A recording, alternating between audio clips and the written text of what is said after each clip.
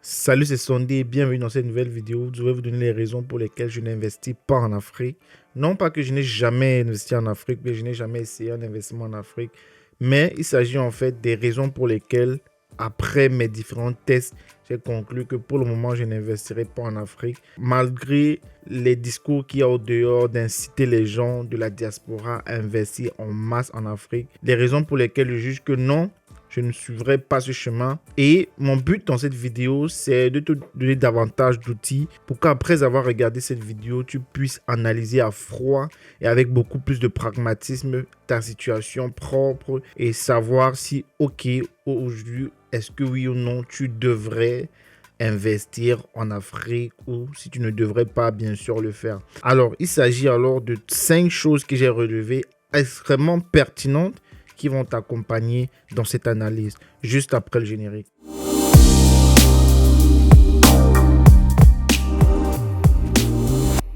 Salut, c'est Sondé, bienvenue sur ma chaîne. C'est la première fois que tu passes par ici. Je parle d'éducation, d'entrepreneuriat, de développement personnel, de business, de mindset, de réussite. Bref, plein d'éléments comme ça pour t'aider à sortir de ta zone de confort et atteindre des accomplissements très importants dans ta vie. Alors, si cette thématique t'intéresse, tu ferais mieux ou bien ça me ferait très plaisir comme ça que tu t'abonnes à cette chaîne, tu actives la cloche de notification et aussi ça me ferait plaisir de voir que tu peux partager ma vidéo autour de toi aux personnes qui seraient potentiellement intéressées par ce genre de thématique. Alors, il s'agit de quoi?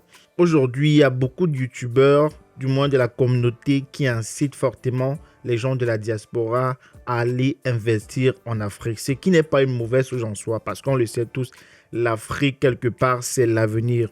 Mais cependant, il y a plein de dessous, ou plein de choses très, très importantes et capitales qu'on ne vous dit pas en ce qui concerne l'investissement en Afrique. Et voilà, je ne vais pas m'étaler de long en large sur tous ces points-là, mais au travers de points que je vais citer dans cette vidéo, tu pourras compléter toi-même avec ce que voilà, tu as déjà pu découvrir comme ça et aussi dans la même lancée, faire une analyse de manière pragmatique et à froid en ce qui concerne ta situation et juger si oui ou non tu devrais ou ne devrais pas investir en Afrique. Alors, on le sait tous, généralement, le premier argument que les pro-investissements en Afrique disent toujours, c'est l'avenir, que l'Afrique, c'est l'avenir. Il est très clair que l'Afrique, c'est l'avenir. On ne va pas revenir là-dessus parce que de par ses ressources naturelles et de par sa position géographique, de par son climat et de par son niveau de développement actuel, l'Afrique, clairement, c'est l'avenir. Mais cependant, il ne faut pas oublier que les Amériques ont été qualifiées d'Eldorado jusqu'à ce que l'or fût tout utilisé là-bas et que Mansa Moussa, l'homme le plus riche de tous les temps, il venait de la région du Mali. Alors aujourd'hui, il est très clair que les ressources naturelles ne sont pas illimitées, du moins en ce qui concerne l'or et bref, toutes les ressources naturelles qui sont très convoitées aujourd'hui, quelque part, ils vont être épuisés comme on l'a pu remarquer aux Amériques et tout. Donc, on le sait, l'Amérique, de par sa géographie, de par son climat, est très familier à l'Afrique, c'est-à-dire que c'est quasiment la même chose, à l'exception de quelques petites différences, mais la plus grande forêt, par exemple, du monde se trouve en Amérique, c'est l'Amazonie.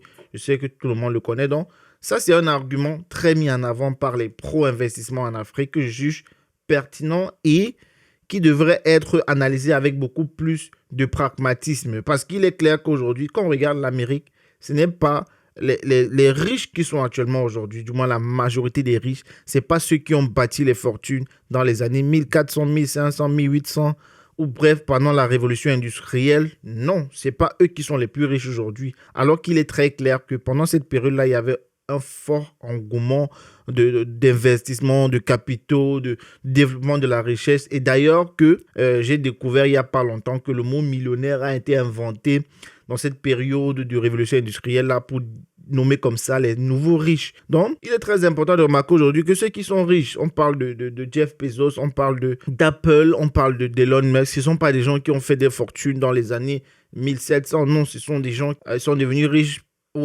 à la fin du 20e siècle, voire le début du 21e siècle. Donc, ce n'est pas parce que tu manques l'opportunité aujourd'hui que voilà, dans 50 ans, les opportunités seront finies en Afrique. Pas du tout. Donc, cela dit, il n'est pas nécessaire de se vraiment mettre une pression quelconque à vouloir absolument retourner investir en Afrique aujourd'hui. Et d'ailleurs, qu'on le sait aujourd'hui très bien, aujourd'hui, il y a beaucoup plus de facteurs qui sont contre le fait d'investir en Afrique que pour. De par déjà même l'instabilité politique qui sévit dans plusieurs pays en Afrique, on se rend compte aujourd'hui que, est-ce que dans un contexte d'instabilité politique, on peut développer une économie durable? Ça, c'est une interrogation que je te laisse le soin de toi-même de répondre. Mais cependant, je vais te donner maintenant les 5 arguments que moi j'ai répertoriés qu'il faudrait absolument prendre en compte si tu veux investir en Afrique et qui sont absolument déterminants. Donc, le premier contre-argument que je donnerais à ceux qui veulent investir en Afrique, c'est le fait déjà qu'en Afrique, on a un système très complexe et avec très peu de réglementation. Je dis très peu de réglementation, pourquoi? Et ça va rejoindre le deuxième point sur le fait qu'il te faut avoir beaucoup de relations. Je dis très peu de réglementation, pourquoi? Parce qu'on le sait très bien aujourd'hui, c'est que tu peux facilement te faire déposséder d'un avoir rien que parce qu'une personne a une relation quelconque. Donc, c'est-à-dire que on a créé comme ça un système, je ne sais pas dire d'arnaque, mais un système dans lequel on ne comprend pas exactement qu'est-ce qu'il est légitime d'acheter, d'avoir ou non. Dans la mesure où il faudrait toujours passer par beaucoup de corruption. Non pas que c'est exclusif à l'Afrique, la corruption, non, mais c'est un peu beaucoup plus incertain, beaucoup plus compliqué de trouver un achat, un investissement fiable. Surtout quand on parle par exemple d'immobilier, on se rend compte qu'il y a beaucoup de plaintes ces derniers temps sur Internet. Ils sont indénombrables, les personnes qui sont plaintes, qui après avoir fait un achat, rénové, se sont vues en train d'être dépossédées de ce bien immobilier, là en train de faire des procédures en justice qui n'aboutiront pas en leur faveur. Et c'est extrêmement décevant quand tu te rends compte que tu as investi des centaines de milliers d'euros sur des projets. Ça peut voire même conduire à la mort. Donc, ce système actuellement qui est très complexe et avec très peu de réglementation et qui ne garantit pas totalement que l'investisseur aura droit ou bien aura un quelconque dédommagement si jamais il s'est fait arnaquer. Dédommagement dans la mesure où la personne qui réclame ce bien-là a vu l'évolution de la rénovation évoluer.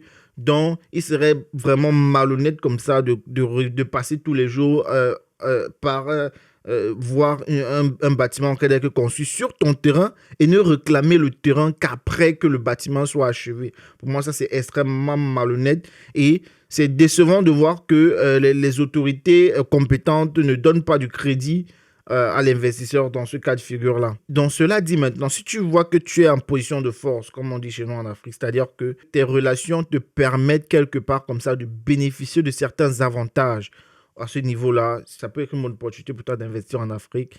Là, tu es quelque part intouchable, entre guillemets, parce que voilà, généralement, c'est les enfants des pauvres, entre guillemets, qui sont victimes de ce genre d'escroquerie et d'arnaque là. Mais si tu juges que voilà, tu as des coachs, tu es solide, tu as des relations qui peuvent naturellement te soutenir, alors tu peux bien entendu envisager d'investir en Afrique.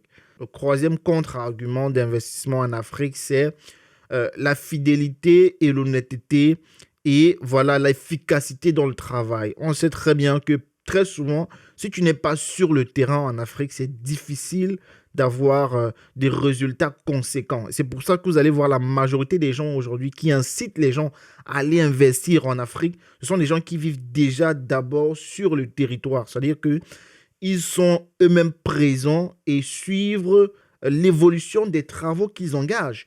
C'est-à-dire que s'il veut par exemple monter un business dans l'immobilier, il sera là présent tous les jours et voir comment est-ce que les manœuvres et les artisans travaillent. Et cette manière de fonctionner là, ça te donne d'être moins victime de l'arnaque et de tout ce qu'on sait autour. Ou bien voilà, tu achètes des choses qui n'arrivent jamais et comme ça tu dois envoyer l'argent tout le temps, tout le temps, tout le temps, tout le temps.